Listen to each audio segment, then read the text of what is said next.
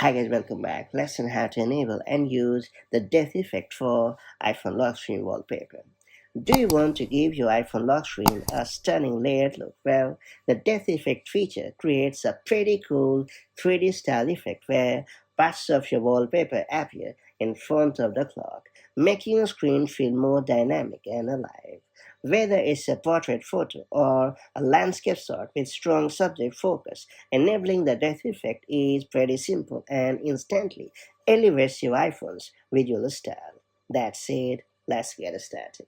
So first we have to bring up the lock screen on your iPhone, and then you have to long press to bring up the wallpaper gallery. Now you can swipe to choose the desired wallpaper. And once you have found the perfect wallpaper, hit the Customize button located at the bottom. Then you have to hit the triple dot button and choose the depth effect option in the menu. In the end, you have to hit the Add or Done button at the top right. After that, you can choose to set it as the wallpaper pair or customize the home screen separately based on your preference.